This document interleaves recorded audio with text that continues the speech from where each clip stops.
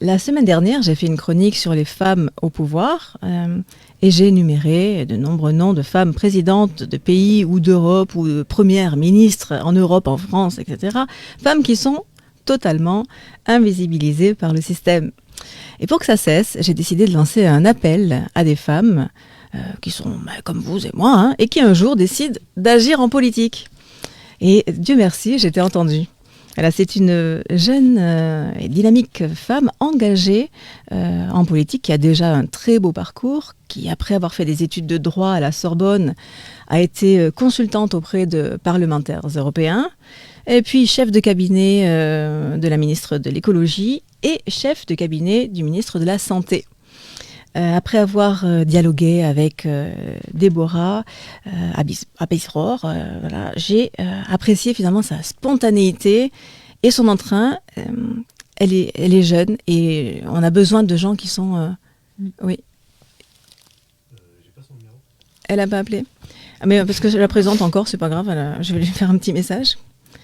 Donc, on a besoin finalement de gens qui sont... qui y croient, quoi, voilà, je crois, voilà, c'est surtout ça. Et elle, justement, elle y croit à la politique, tandis que d'autres ne vont même plus voter. Donc, j'ai décidé effectivement de l'inviter. Et je vais essayer de la joindre au téléphone tout de suite. Oui. Ah, voilà. Ah oui. Déborah, soyez la bienvenue. On a réussi, ça y est. Merci. Donc, est-ce que le son passe là ? Ouais, ça va, mais de toute façon, vous l'entendez dans le casque. Oui, c'est parfait. Bon, mais soyez la bienvenue. Donc, alors, pour que les spectateurs comprennent mieux votre vie, depuis quelques mois, dans combien de pays vous êtes-vous rendu ? Alors, depuis quelques mois, beaucoup, mais c'est surtout depuis quelques semaines en réalité, puisque je me présente aux législatives pour les élections des Français de l'étranger, et j'ai eu l'investiture par la majorité présidentielle il y a 3 semaines. Donc, en 3 semaines, j'ai fait 6 pays dans tous les sens. Et avant, j'étais la chef de cabinet d'Olivier Véran à Paris pendant la pandémie, donc plus calme et moins de pays Oui, pendant sûr. les 2 dernières années. Mais du coup, cette circonscription, la 8e, c'est un immense territoire. On n'a pas idée. Enfin, moi, j'imaginais même pas. Je pensais que c'était un seul pays, par exemple. Non, c'est 8 pays. C'est un grand territoire, mais finalement, c'est une petite circonscription par rapport aux autres. On va prendre l'exemple de la 11e. La 11e, c'est 49 pays. Et ça va de Singapour à Tokyo, en passant par Sydney et Moscou. Oui. Ah ouais, c'est dingue. Oh. Ouais. Oui, c'est vrai. Et alors, quel a été votre déclic pour entrer en politique ?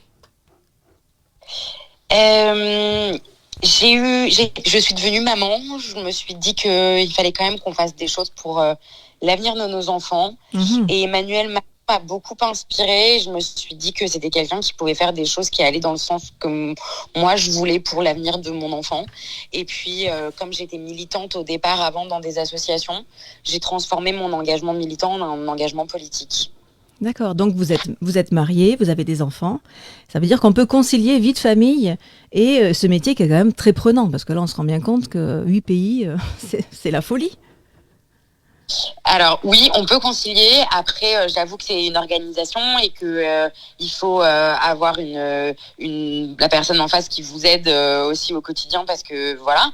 Mais en réalité, souvent, on me dit ça va, c'est pas trop dur pour ton enfant, ou c'est pas trop dur pour ton mari. Oui. Et la réponse que j'ai toujours, c'est est-ce que si ça avait été lui à ma place, vous lui auriez posé la question. Ah, très bon. Ah oui. Excellent, c'est vrai. Et en général, les gens se rendent compte que non, il lui aurait pas posé. Eh oui, bravo. Ouais. Il faut aussi en tant que femme et en tant que mère accepter un jour qu'on a aussi le droit, nous, d'avoir ce genre d'envie, ce genre de carrière et ce genre de projet. Mhm. Alors, du coup, selon vous, les femmes ont leur place dans la politique ? De plus en plus. De plus en plus.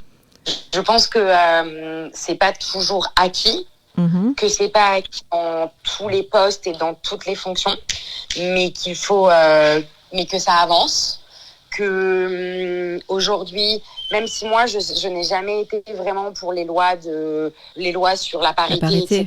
Oui.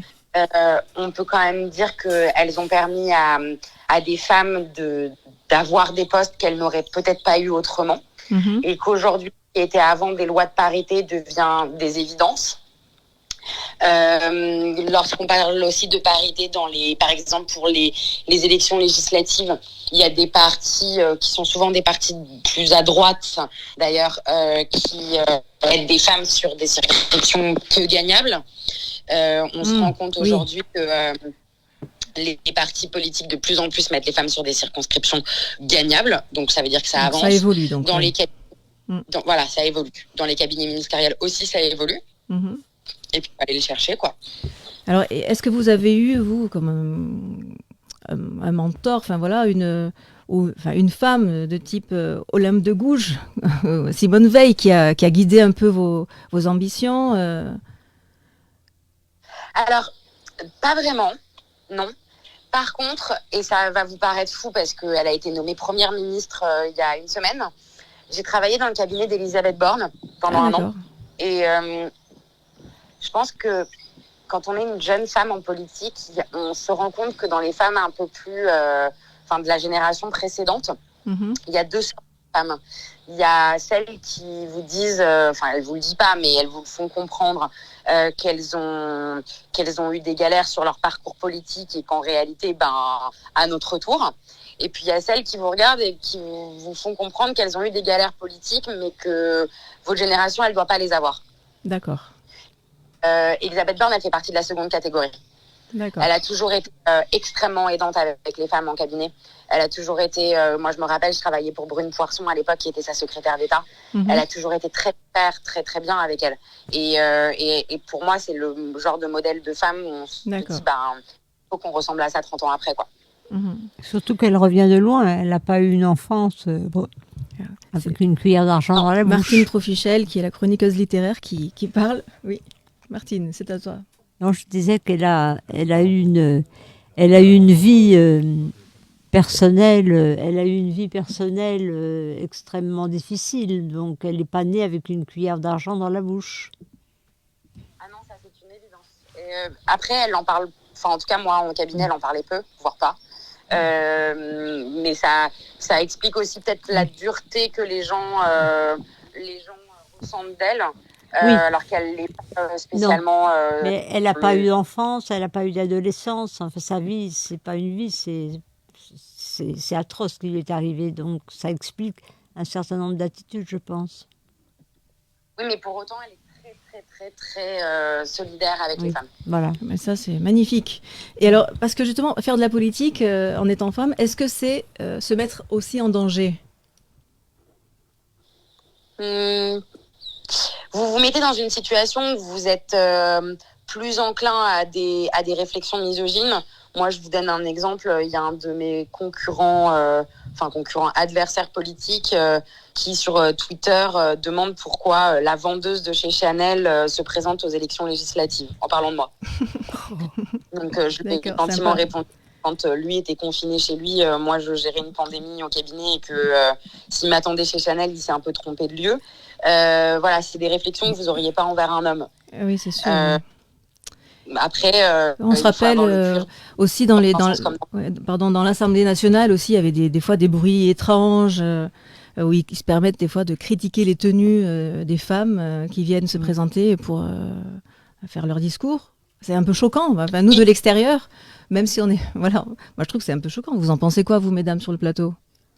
Moi, je me rappelle du discours de Simone Veil sur l'avortement. J'y étais dans l'hémicycle puisque j'étais assistante parlementaire. C'était effrayant. C'était effrayant. Et il n'y a qu'un homme qui est venu à sa rescousse, c'est Giscard d'Estaing. Mais elle a failli se faire lyncher. On lui a dit retourner à Auschwitz. Mais ça a été d'une violence. Vraiment, ça, c'est gravé dans ma tête. Parce qu'on peut se dire que quand même, pour arriver à un niveau politique, voilà, il faut avoir fait des études, donc ce sont des gens bien éduqués, etc. Et c'est vrai que les propos, des fois, souvent sont sexistes, sont méchants, voilà. Et c'est surprenant quand même, parce qu'on pourrait imaginer que ce soit d'un autre niveau. Vous êtes là ? Oui, oui. Moi, je pense que ça a un peu évolué quand même. Et ça a un peu évolué parce qu'aujourd'hui, si on prend l'exemple de Simone Veil, par exemple, comme vous disiez très bien, c'est Valéry Giscard d'Estaing qui est venue à sa rescousse. Aujourd'hui, les femmes qui sont sujettes à ce genre de réflexion ou à ce genre d'attitude, elles répondent elles-mêmes. On va prendre l'exemple de Flo, qui était arrivée avec une robe à fleurs, je me souviens. Oui, c'est ça, oui. Et je me rappelle. Et je sais plus quelle avait été la réflexion. Et Cécile Duflot avait répondu elle-même. Brune Poirson, pour qui j'ai travaillé, on lui dit Madame, un sénateur lui dit Madame le ministre. Oui. Et elle dit non, c'est Madame la ministre. Il revient avec le ministre. Et elle dit je répondrai pas tant que vous aurez pas dit là. Et il lui dit je le dirai pas. Et elle dit très bien. Et elle se rassoit. Ouais. Et donc aujourd'hui, on n'accepte plus. Excellent. En réalité. Voilà. Oui, et donc, bien, parce qu'on n'accepte plus, ils se permettent plus. Voilà. Parce qu'ils savent aussi qu'ils vont être catalogués de misogynes et que c'est mauvais pour leur image. Et puis, ils ne sont pas très Alors, courageux quand non on plus. en réflexion privée, on peut plus rien dire, la société nous empêche. Non, la société, elle vous empêche pas. C'est juste que vous êtes permis pendant 2000 ans et qu'aujourd'hui, on vous dit que c'est plus acceptable, quoi. Oui, d'accord. Et alors, du coup, selon vous, les femmes ont leur place en politique, alors que c'est quand même un milieu extrêmement d'hommes. Elles ont leur place. Après, il faut aussi qu'elles les prennent, les places. Moi, j'ai vu des femmes ne pas se représenter après un mandat en disant mes enfants étaient plus heureux avant, donc je me représente pas. Elles se mettent des barrières elles-mêmes. C'est-à-dire que c'est pas les hommes qui leur ont dit te représente pas parce que ton enfant il est pas heureux, c'est pas les hommes qui leur ont dit te représente pas, on va mettre un mec à ta place. C'est elles aussi qui se mettent des barrières. Donc il y a un travail à faire envers les hommes, mais il y a un travail à faire aussi envers nous, et ça on le dit pas assez. Le syndrome de l'imposteur, il faut aussi qu'on le combatte nous-mêmes. D'accord, oui. Et alors, comment est-ce qu'on gère humainement les attaques, les trahisons? Parce qu'on voit, certaines fois, des choses qui sont quand même difficiles à vivre, je suppose. Alors, mais comment est-ce qu'on peut gérer ça? Pourquoi s'engager quand même? Voilà, c'est ça, parce que ça peut choquer. Moi, je m'engage parce que je crois au service public et je crois à servir l'État. Ça, c'est vraiment quelque chose auquel je crois. Après, parfois que je suis maso et que j'irai dans une boîte privée, je gagnerai mieux ma vie et je me ferai moins insulter, donc clairement. Les attaques sur les réseaux sociaux, il ne faut pas les regarder. Si vous les regardez, vous êtes affaibli. Donc moi, je ne les regarde pas. Et après, les gens ont moins le courage de vous le dire en face. Donc en réalité, si vous ne regardez pas les réseaux sociaux, vous le vivrez peu en fait, les attaques. Et moi, je les regarde pas. D'accord. Et donc, vous avez vécu à Thessalonique? Oui, j'ai vécu à Thessalonique en 2011. D'accord. C'était une super expérience. Alors, on était en pleine crise financière en Grèce, très très dure. Donc, période assez particulière dans le pays. Moi, j'organisais des événements européens.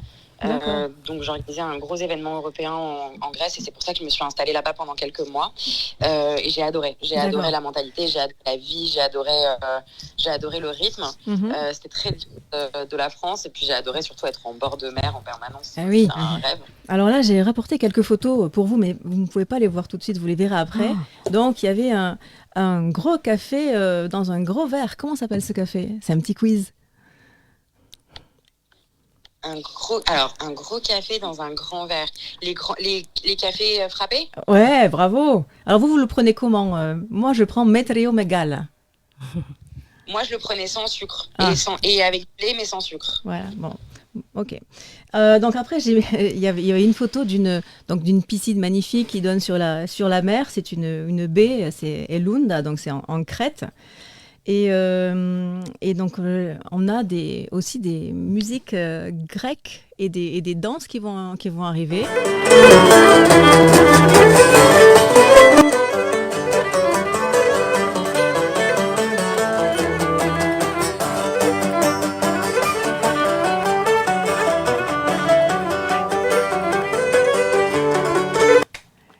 Alors, pas du tout.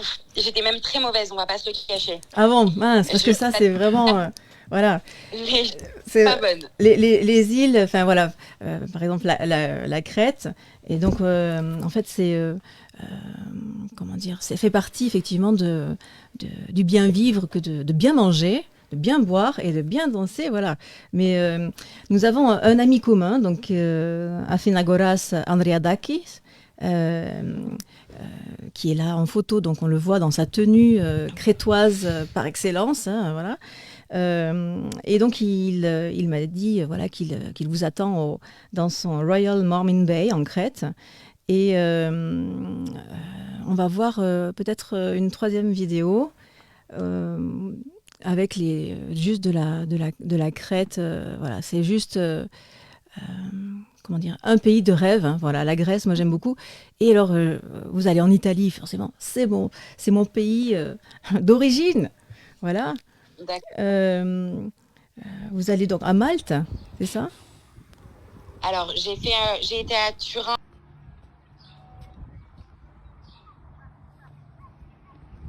Et j'irai à Malte, je l'espère, dans quelques jours. Ah, c'est incroyable. Hein. Franchement, c'est une superbe circonscription. Mais bien d'accord avec la plus belle au monde. Ah bah oui, là, franchement, voilà. Juste, il faut, voilà, nécessité de prendre l'avion, mais voilà. Sinon, mis à Exactement. part ça... Après, je compense pour la planète. Ça, sachez-le. D'accord. Nous le saurons. Bon, bah, très bien. Qu'est-ce que vous diriez à une femme qui hésite à s'engager en politique? Qu'il faut croire en soi, qu'il faut croire en ses rêves et qu'il n'y a pas de limite. Et que c'est pas pour une fois qu'on ne réussira pas la fois d'après. D'accord. Eh ben, c'est un beau message. Voilà. Bon courage pour la suite. Bravo pour votre parcours. Voilà, vous faites partie des femmes en politique qui sont jeunes et je trouve que c'est important de montrer ce dynamisme-là. Et donc voilà, merci beaucoup d'avoir accepté d'intervenir dans Camailleux de femmes. Eh ben, merci à vous. Bonne soirée. Merci. Au revoir. Au revoir.